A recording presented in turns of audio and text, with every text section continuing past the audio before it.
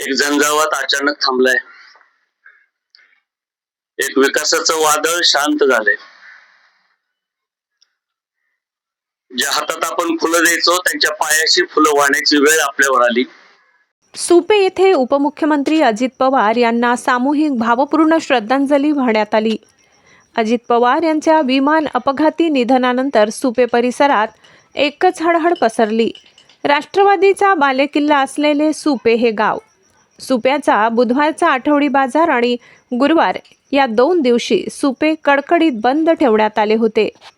शुक्रवारी सकाळी 9:30 वाजता सुपे या गावातील बसस्थानकावर शोकसभेचे आयोजन करण्यात आले.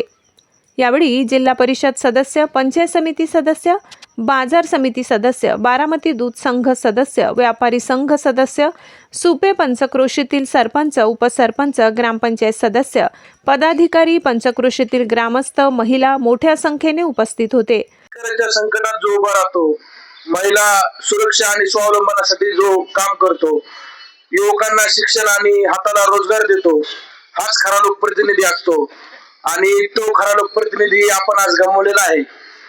बारामती तालुक्याची भाग्यविधाते स्वर्गवासी अजितदादा पवार यांना मी उपसरपंच नायना जगताप, तसेच आमच्या समस्त जगताप परिवार, सिद्धार्थ मित्रमंडळ आणि सुपे गावाच्या वतीने भावपूर्ण श्रद्धांजली वाहतो. आणि दादा जे बोलत होते तसंच या ठिकाणी दादांचं कृतीज्ञ काम आपल्या सर्व पूर्ण महाराष्ट्राने बघितलेलं आहे.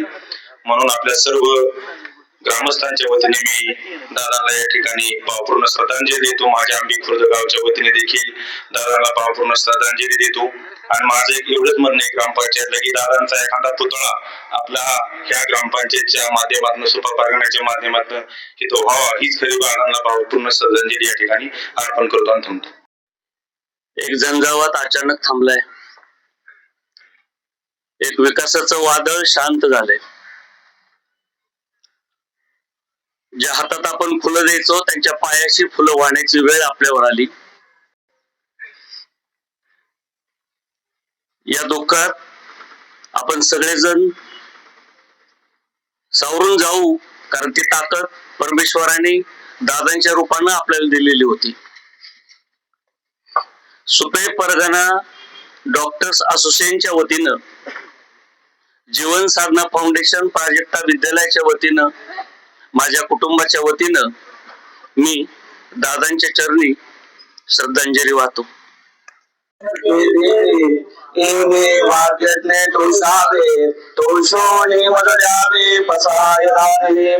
शेवटी पसायदान घेत सामूहिक भावपूर्ण श्रद्धांजली वाहण्यात आली. महाराष्ट्र माझा न्यूजसाठी प्रतिनिधी महेश जाधव, सुपे.